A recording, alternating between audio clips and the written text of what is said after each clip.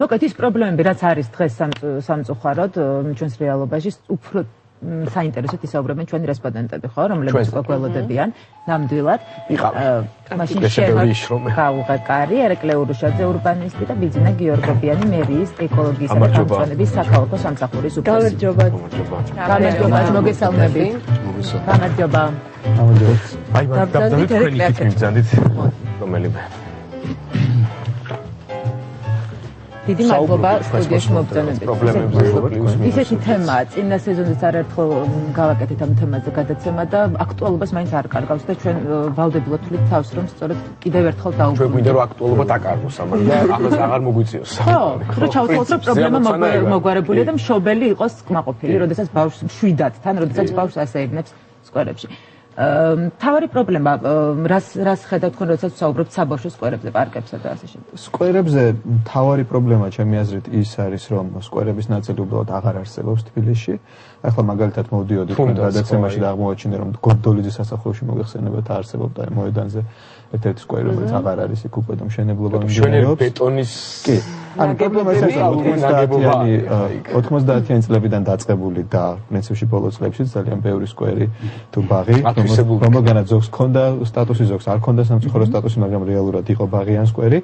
გაიყიდა ან ეკონომიკის სამინისტროს მიერ, ან ქალაქის ხელისუფლების მიერ და ნუ ცხადია რომ გაიყიდა ხა ადამიანი არ ყიდულობს იმ ტერიტორიას ქალაქის ცენტრში იმისთვის რომ დაძდეს ხის ქვეშ და ჩიტების ჟღურტულს უსმინოს როგორც წესი ასაშენებს. ანუ თავარი პრობლემა ეს არის რომ უნდა შევაჩეროთ, ნუ რაც გაიყიდა და აღარ არის იმას არ ვიცი რა შეიძლება, მაგრამ ნუ რაც არის ის მაინც საკანონმდებლო დონეზე რაღაცნაირად უნდა ერთხელ და სამუდამოდ ავგრძელოთ ასეთი ადგილების პრივატიზაცია. აქში მიმდინარე მშენებლობას მოყვა აქცია საპროტესტო, რომელიც ძალიან ბევრი დღის განმავლობაში, ბევრი თვის განმავლობაში ვაკის პარკის პრობლემა არ დასრულებულა მიმდინარეობს იქავა სასამართლოში. მნიშვნელოვანი იყო ორი თვალსაზრისით, ჩემი აზრით, ერთი იყო რომ დროებით შეჩერდა მაინც ის მშენებლობა და საბოლოოდ როგორ გადაწყდება არ ვიცით, მაგრამ ამ ეტაპზე მაინც შეჩერდა. და მეორე მხრივ მნიშვნელოვანი იყო ზოგადად რომ მოქალაქეობის ცნობიერება, მოქალაქეთა ცნობიერება გაიზარდა ამ პრობლემის შესახებ, იმიტომ რომ ეს მარტო ვაკის პარკი არ არის საკმაოდ და მსგავსი პრობლემები არის მთელ თბილისში, არის იპოდრომზე, მზიურში, ბოტანიკურ ბაღში და ასე შემდეგ. იგუდება ქალაქი. იცით, ან ქალაქი იგუდება რაღაცნაირი ვთქვათ ისეთი მხატვრული გამოთქმა. ხო, მაგრამ რეალურად ცხადია, მოდი ასე ვთქვათ, თბილისის მწვანე საფარი რეალურად არის საკმაოდ ძიმე მდგომარეობაში იმ ვთქვათ უყურადღებობის თუ არასწორი პოლიტიკის გამო, რომელიც აცდეულობის მანძილზე მიმდინარეობს ეს პოლიტიკა, რა. ძიმე მდგომარეობაში არის თბილისის მწვანე საფარი, ხო, ბატონო ბიძინასთან ალბათ შემდეგი შეკითხვა იქნება, საუბრობდა მთავარ პრობლემაზე, რომ ის სკვერები, რომელიც იყო, ისიც აღარ არის. ეს პრობლემა მართლაც დგას. ძიმე მემკვიდრეობა დაგხვდათ.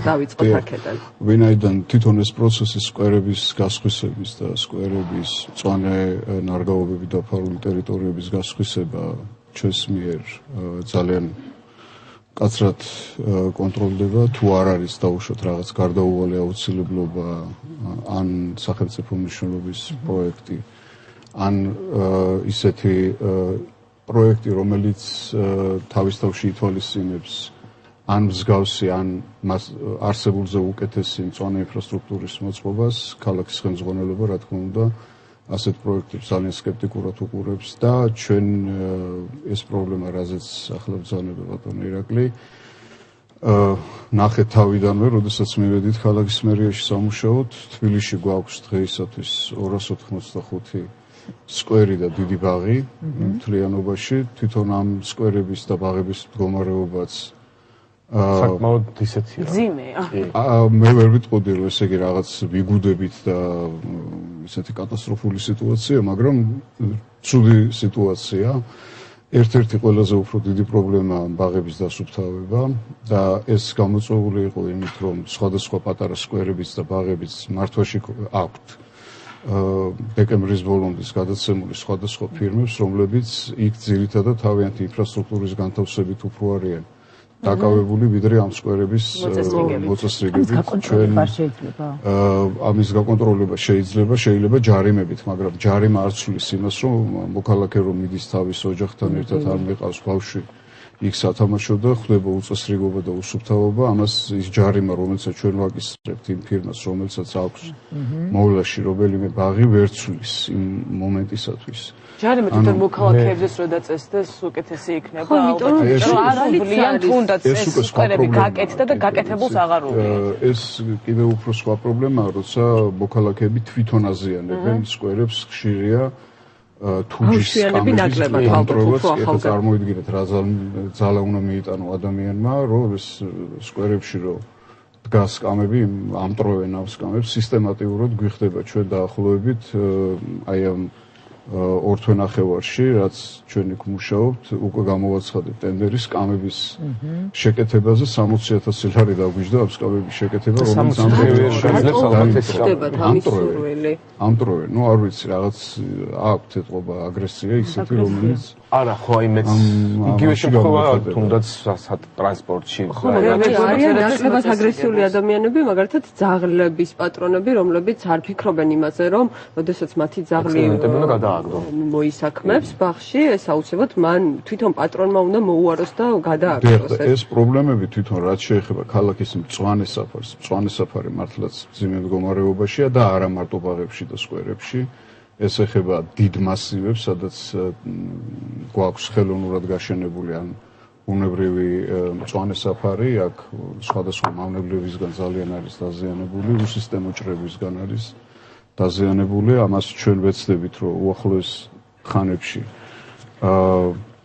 მოვიყვანოთ ეს წესრიგში, დაჭირდება დრო რასაკვირველი ამის გაკეთებას, მაგრამ საკანონმდებლო დონეზეც უკვე დავზარით ჩვენი საკითხი და ინიციატივაც გავაკეთეთ უკვე მწვანე საფარის და მწვანე ნარგავების მოვლის და მათი სარგებლობის გენერალური გეგმა შევიმუშავეთ. გენერალური გეგმა თქვენ თუ გულისხმობთ ურბანული განვითარების საერთოდ გენერალურ გეგმას ქალაქისას ეს დამტკიცებული ჯერჯერობით არ არის, მაგრამ იმ ტერიტორიების იდენტიფიცირება, სადაც უნდა იყოს დიდი სარეკრეაციო ზონები, ჩვენ უკვე სხვადასხვა სამსახურებთან თანამშრომლობით მოვახდინეთ ამ ტერიტორიების იდენტიფიცირება და ჩვენ მინისტრთა კაბინეტს გადაუგზავნით ამ ტერიტორიებს დასამტკიცებლად. ტერიტორიები შედის ამ განცხადებაში დიღმის ტყეპარკზე იყო საუბარი. დიღმის ტყეპარკის თავისთავად შედის ვერის ხეობა, სარეკრეაციო ლანდშაფტური ზონა, რაც არის მთლიანად. თან დაპირებული იყო როგორც მახსოვსონა გამწვანებული მიმდებარე ტერიტორია, ხუდადოვის ტყე და რამოდენიმე კიდევ შიდა კვარტალური ისეთი დიდი ტერიტორიები, სადაც თქვათ იგივე ვაკის პარკი და ვაკის პარკის მიმდებარე ტერიტორია, ვინაიდან ვაკის პარკი კანონით ადრე განსაზღვრული იყო სხვა ტერიტორიით, ეხლა არის სხვა ტერიტორიით. რთულად ამ ხრივ საქმე ძალიან უსისტემოდ იყო ეს ყველაფერი გაკეთებული და ძალიან დიდი რაოდენობით მე მინდა დავეთანხმო ბატონ ირაკლის, რომ დიდი რაოდენობით გამწვანებული ტერიტორიები არის გასხვისებული. დაწყებულია მშენებლობა, ან გაცემულია უკვე მშენებლობის უფლება და დაუშვათ მისი თვითნებური და მუნიციპალური ხელისუფლებისგან შეჩერების შესაძლებლობა არ არსებობს.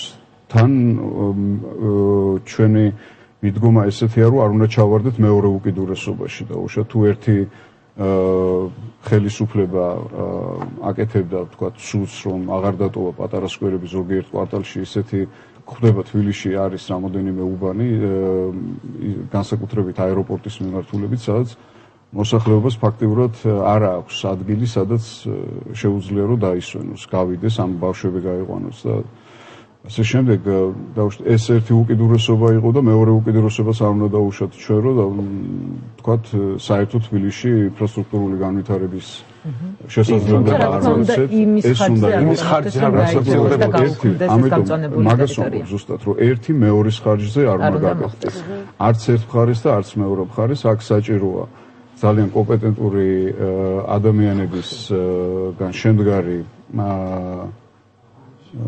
სამუშაო ჯგუფები, რომლებიც ამ საკითხებს ზუსტად დიდი ხნის კარგად მსჯელობის შემდეგ ზუსტად განსაზღვრავენ და ჩამოაყალიბებენ. ერთი კითხვა მაგდა რო არ დავსვა არ შემიძლია.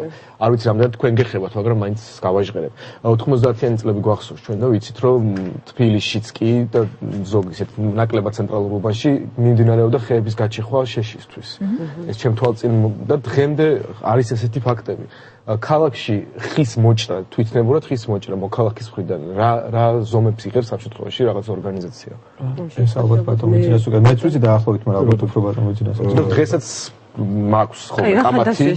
ეს კითხვა დავამატებ მაშინ მეც ერთს შეიძლება შეშისთვის აღარ იჩეხება, მაგრამ აი გვახსოვს 2 წლის წინ ძალიან ბევრი იყო ესეთი ფაქტი, როდესაც იჩეხებოდა ეს ხეები და მათ ადგილზე დეკორატიული მცენარეები ირგვებოდა, დეკორატიული ხეები, რომელიც ეკოლოგიურად არ იყო ძალიან სასარგებლო, არანაირი და ძლებოდა ძალიან ძვირი. როგორც აღმაშენებლის თუნდაც რუსთაველზე ძალიან ლამაზია ესე შეხედა, ძალიან ლამაზად გამოიყურება ვიზუალურად, თუმცა არანაირი ეკოლოგიური დატვირთვა მას არ აქვს. ესე იგი, საქმე იმაშია, რომ თვითონ მოქალაქის თვითნებურად, რა თქმა უნდა, მუნიციპალურ ტერიტორიაზე და მუნიციპალურად ითვლება ყველაფერი, რაც არის შეგესახება. შეიძლება სახლში სხვათა შორის არის სცენარითა სახეობები, რომელიც განსაზღვრულია კანონით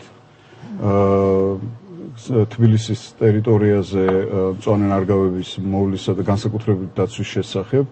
და მათაც არ აქვს უფლება, რომ საკუთარ ტერიტორიაზე თვითნებურად რაც უნდა ის მოჭრას და დარგოს, ოღონდ ეს არ ეხება ხილკენკროვან სცენარებს, რომლებიც დაუშვათ მას მოსახლეს აქვს სარგებლობაში. თქვათ ისეთი სცენარები, რომლებიც შეტანილია წითელ წიგნში, მათი თვითნებური მოჭრა საკუთარ ტერიტორიაზეც არ შეიძლება, არათუ დაუშვათ მუნიციპალურ ტერიტორიაზე. რაც შეეხება შეშის მიზნით ამ საქმიანობის წარმოებას, რომელიც თქვენ ბრძანეთ, რომ 2 წლის წინ იყო, მე გეტყვით იმას, რომ ძიმე პრობლემაა ეს, იმიტომ რომ თბილისისთვის შემოერთებული სოფლები ძირითადად და თბილისშიც მინდა გითხრათ, ძალიან ბევრი რაიონებია ისეთი, როგორიც მაგალითად დიდუბე, ჩუღურეთი, თაწმინდა, ცხეთაში ჩემი სახლის უკან იყო ტყე და ეს ტყე აღარ არის. ეს კიდევ სხვა პრობლემაა, გიორგი, სადაც მოსახლეობა ძირითადად ზამთარში თბება, მიუხედავად იმისა, რომ გაზიფიცირებულია, მაინც შეშინდა. მე მინდა მაინც რომ დავაბადო. მოთხოვნილება ძალიან დიდია და თბილისის გარშემო არ არის ისეთი ტყეები, საიდანაც ჩვენ შეგვიძლია ისინი ამ სათბობიშეში დავაკავოთ. ეს ყველა პრობლემა, რაზეც ახლა ჩვენ ვისაუბრეთ, პირდაპირ არის დაკავშირებული განსაკუთრებულად და ყველაზე მტკივნეულად მშობლებთან, პატარა ბავშვების შემოგვერდება ორი მშობელი, გიორგი გაუგემოთ კარიმად, რომელიც საკუთარ მაგალითზე მოგვიყვებიან, რითი არიან კმაყოფილები, რითი უკმაყოფილო. მე მინდა ამ შეშასთან დაკავშირებით ვისარგებლო, ეხლა პაუზაა. აი ერთი წუთი ნუკაპალიაშვილი მომღერალი ეკასოსელია. ბოლოში დაგრჩება ალბათ მაგისტრის შეშასთან დაკავშირებით მინდა რომ აქ დავსვათ. ბოლოსთვის აუცილებლად დაგითმობთ დროს. ეხლა მშობლებს მოგესალმებით პირველ რიგში. რა პრობლემებს აწყდებით ყოველდღიურად, როდესაც თქვენი შვილები გაგყავთ სასეირნოთ, ან რა მოგწონთ, რა არ მოგწონთ, სად ასეირნებთ საერთოდ? მე პირადად ვასეირნებ საკუთარ ეზოში, ანუ გამიმართლა და ისეთ ადგილას ვხორებ, სადაც ჩვენს კორპუსს აქვს ძალიან კარგი ეზო, ფაქტიურად პარკი და სხვა ქუჩებიდანაც კი დაყავთ იქ ბავშვები. ანუ ამ მხრივ მართლა გამიმართლა, მაგრამ მე ყველაზე მთავარი პრობლემა სწორედ ეს მგონია ქალაქის, რომ ძალიან ბევრი ადგილი არის, სადაც არა აქვთ ესეთი კეთილმოწყობილი უმრავლესობა ესეთია. უმრავლესობა ესეთია, ხო და როდესაც ხდებით თქვენს ეზოს, მაშინ რა პრობლემებს აწყდებით? რა მხრივ რას გულისხმობთ? აი, როდესაც ეტლით მიყავს ნინიას ასეირნოთ ეზოს ფარგლებს გარეთას. ანუ იქ გადასასვლელები. გადასასვლელები. რა თქმა უნდა, არ არის ახლა კეთილმოწყობილი მთლიანად და ეს არის ძალიან დიდი პრობლემა. ძალიან შორს არც დამყავს ახლა საკომიციის არუყარს მანქანით მგზავრობა. ჩემ შულზე ფაქტიურად ეზოს გარეთ სასეირნო ძალიან იშვიათად დამყავს. მაგრამ ნუ ამ მხრივ ძალიან დიდი პრობლემები არ მაქვს. რაც შეეხება კიდევ ერთი მთავარი პრობლემა, ალბათ ისაუბრეთ დასუფთავება, ხო? სიუჟეტის ყველაფერია ამას აღნიშნავდა. თუმცა მე პირადად მგონია, რომ როცა დასუფთავების სამსახური ყოველდღე დადის, მეტნაკლებად ვიცით, ხო, რომ ეს პრობლემა მოგვარებულია. ეს ხო მოქალაქეების თვითშეგნების და თვითკულტურის პრობლემაც არის, რომ საკუთარ ეზოში, როდესაც ბავშვი ჩაყავს სიძახარ თუ მშობელი, არ დაყარო იქ ნაგავი და შენ თვითონ მოუფრთხილდე შენს გარემოს, ახლა ყველა ვერ გამოყვება უკან ყოველ წუთს და ვერ დაგილაგებენ. აი, ჩვენ მაგალითად სამსახურიდან გამომდინარე ვატარებთ რაღაც დასუფთავების ადგილებს, ტურისტულ ადგილებში, დასუფთავების აქციებს და ბევრი კერძო თუ სახელმწიფო სტრუქტურა, მაგრამ ყველაფერს სხვა ვერ მოგიგوارებს, ვერ დაგილაგებს, ვერ მოგიწესრიგებს, შენ რომ მიდიხარ ხარ ან პიკნიკზე ან ბავშვთან ერთად სასეირნოთ უნდა იზრუნო იმაზე რომ ის ადგილი დაბინძურებული არ დატოვო ანუ ყოველთვის სხვას არ უნდა ვუყურებდეთ რომ ეს პრობლემები არ იქნება შენიზეში როგორ ხდება აი ხართ მეზობლები რომლებიც რაღაცა ზრუნავთ ამ ყველაფერზე არა ჩვენ შეიძლება დახვედრია დანაგვიანებული ეზო, როდესაც ჩასულობ. ეზოც რა თქმა უნდა დანაგვიანებული და თუნდაც ის ურნები რო არის, ხო, თან სკამთან ძალიან ახლოს. გასატო ესე მოწყობილი არ ვიცი, აი სკამზე რო ზიხარ, ზუსტად გვერდით გიგას, აი ცოტა რო გაძლო. რო არ ადგე და არ შეწუხდე გადასაკუთრებით. ხო, ძალიან არის და გადავსებულია ხშირად, ანუ შეიძლება დადის ყოველდღე ხშირად დადის ეს დასოფლავება. გადავსებული ან მოტეხილი უფრო შემთხვევაში ამ საქანელებს სათქმელს ძალიან მოქალაქეები ძირითადად დასუფთავების სამსახური პარკებს და სკვერებს შიგნით ამ ნარჩენების გატანას არ აწარმოებს. მინდა გითხრათ, ეს ზუსტად ვიდრე თქვენ შემოძანდებოდით, მაგას ვამბობდი. მე რომ გადაცემული აქვს მართვაში სხვადასხვა კომპანიებს ჰქონდათ პირველ იანვრამდე თუ დეკემბრის ბოლომდე აქვთ ხელშეკრულება და ჩვენ გვინდა, აი ზუსტად მაგაზე ჰქონდა მერიაში ჩვენ შეხვედრა, ბატონ დავით ნარმანიაც ესწრებოდა ამ შეხვედრას და ეს უნდა დაიბრუნოს მერიამ ეს ანუ ეს დასუფთავების სამსახური ხშირ შემთხვევაში ჩვენ იძულებული ვართ, რომ როდესაც ეს ფირმა არ ასრულებს თავის მოვალეობას სათანადოდ, ჩვენ დასუფთავების სამსახურს ვთხოვოთ და მათ დაასუფთავონ, ამიტომ ჩვენ თავიდანვე მომავალ წელს ვიზრუნებთ იმაზე, რომ ამ პარკების და სკვერების დასუფთავება და სისუფთავე აქ იყოს დასუფთავების. ვერ ეს კომპანიები თავს. ვერ ართმევენ თავს აღარ. ოლიმპიადა რომ მოვიფიქროთ, ვის უფრო სუფთა ეზო იქნება და შევეჯიბოთ. მათი მოტივაცია არ არის ის, რომ დაუშვათ ეს ბაღი რაც შეიძლება უფრო მიმზიდვე, მათი მოტივაცია მე როგორც შევატყე, შეიძლება სუბიექტურია ჩემი აზრი, მაგრამ მე როგორც შევატყე არის უფრო ის, რომ იმ მართვაში აღებული ბაღის ინფრასტრუქტურით ისარგებლოს დაუშვათ იქ ატრაქციონებით და რაღაც, ვიდრე ისო დაასუფთოს. ამიტომ ჩვენ ვეცდებით, რომ მომავალი წლიდან კიდევ კარგად გადავხედავთ ამ საკითხს, მაგრამ ალბათ წინასწარ ამ შეხვედრაზე, რომელიც სადაც ქალაქის მერიც ესწრებოდა, ჩვენ ზუსტად ჩვენი წინადადება იყო რომ ქალაქის დასუფთავების სამსახური იყოს ამაზეც პასუხისმგებელი. მე მინდა რომ ნუკასაც ვკითხოთ, ნუკას რა პრობლემები ექნება, როდესაც პატარა სასეირნებს, პატარა ბავშვი ყავს, ვიცი, ალბათ ხშირად დადიხართ ერთად ჰაერზე. რა არის თავი პრობლემა, რაც ყოველთვის მოსაჩვენია შენ? სანამ პატარა იყო, ახლა ნუ დატვირთული რეჟიმი მაქვს, ასე ვთქვათ და ბებიები ჩემი მეუღლის დედა მე ვცხოვრობ საბურთალოზე, კონკრეტულად ბახტრიანზე და იპოდრომი არის ჩემთან ახლოს. მაგრამ მანდაც ვეღარ გაყავთ. მანდაც პრინციპში ცოტა ისეთი, ნუ ჯერ ის არ მომწონს კონკრეტულ მაგ ადგილთან დაკავშირებით, რომ გადასასვლელი არ არსებობს, რომ ელემენტარული ბავშვი გადაიყვანო და ისეთი მოძრაობა არის, რომ მე ვერ გავრისკავ, რომ გადავიყვანო როდესაც ბახტრიანიდან გადადიხარ იპოდრომზე. ნუ მეც იმ შემთხვევაში გამიმართლა, რომ ჩემი კორპუსის გვერდზე არის ბაღი გაკეთებული, მაგრამ არა ისეთი, როგორც თქვენ თქვით და ყველაზე მეტად მაღიზიანებს ის ფაქტი და მომენტი, როდესაც უყურებ ფანჯრიდან ბავშვები თამაშობენ, რაღაც ჟრიამულია, კილოწიული რაღაც და სადღაცა 3 მეტრში არის სკამი და ნუ მოზრდილები ზიან და ნუ არ ვიცი, არ დავაკონკრეტებ, თქვენ თვითონ იცით. სმა კიდე ისეთი არ არის. აკეთებენ ყველაფერს, რაც უნდა აკეთონ, მე მგონი სახლში.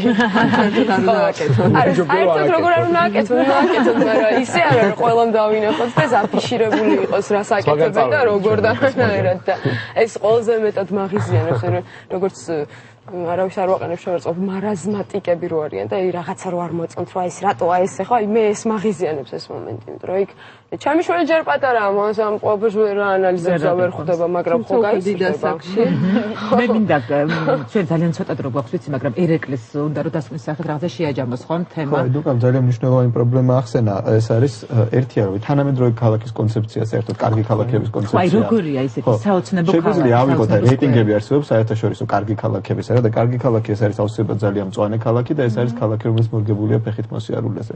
ცხადია რომ ჩვენ თუ არ გვქნება გადასასვლელი სადაც ადამიანი შეიძლება მივიდეს რაღაც ადგილას, იქ პარკი იქნება თუ რა ამასაც მნიშვნელობა არ აქვს. ჩვენ თბილისში გვაქვს ადგილები მაგალითად აგერ ღირთა მოედანი ყველაზე ახლოს, სადაც ფეხით გავლა არის პრაქტიკულად შეუძლებელი.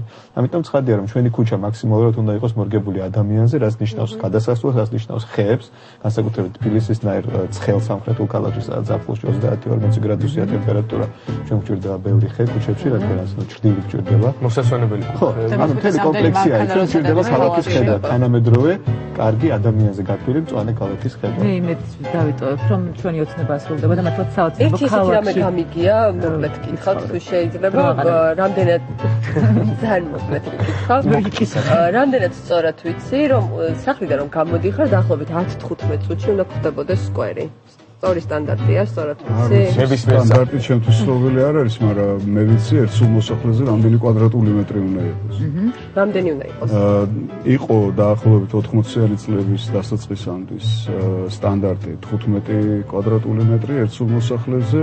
ეხლა სხვადასხვა არასამთავრობო ორგანიზაციების კვლევით არის დაახლოებით 4-დან 5 კვადრატულ მეტრამდე, თუმცა ეს რაიმე სახელმწიფოსგან დადგენილი ჯერჯერობით სასურველია რომ ასე იყოს. მე რომ გამოვდივარ მხდება ეგრევე სკვერი, მაგრამ იქვე არაჩვეულებრივი ორი უზარმაზარი ნაგვის დიდი ურნაც ამშვენებს. საქმე იმაშია რომ უნდა იყოს კანონი, დაუშვათ სახლის ჭიშკარს ან კარებს რო ტოვებ, უკვე იწყება საზოგადოებრივი სფერო.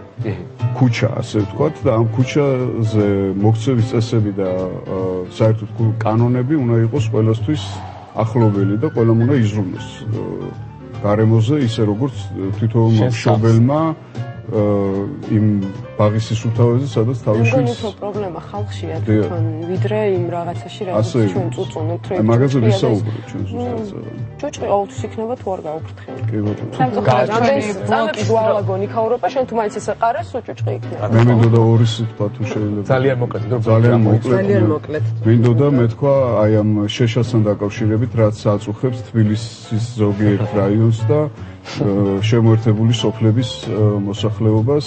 ჩვენ მათი მონაცემები გამგეობებმა რაც გადმოგცეს მონაცემთა ბაზაში შევიტანეთ, რომელიც არსებობს სათხილო სააგენტოში და მათ შეუძლიათ რომ ლიბერტი ბანკის მეშვეობით შეიძინონ შეშის სარგებლობის ბილეთი თბილისის მიმდებარე რაიონებში არსებულ სახელმწიფოს ტყის ფონდში გამოყოფილ ტყეკაფებში და თბილისის მწვანე ნარგავობებს, რომლების გახარებაზეც, დარგვაზე და გახარებაზე იხარჯება დიდი დრო, ენერგია და თანხა, გაუფრთხილდნენ მაქსიმალურად და არ იყოს შემთხვევები ისეთი, რომელიც გამოიწვევს დაჯარიმებას და კონფლიქტს. დიდი მადლობა შესანიშნავი მიმართულება მივეცით მაყურებელს. რეკლამის დროა. ძალიან დიდი მადლობა. დიდი მადლობა. არ გადაგიმაუცეთ.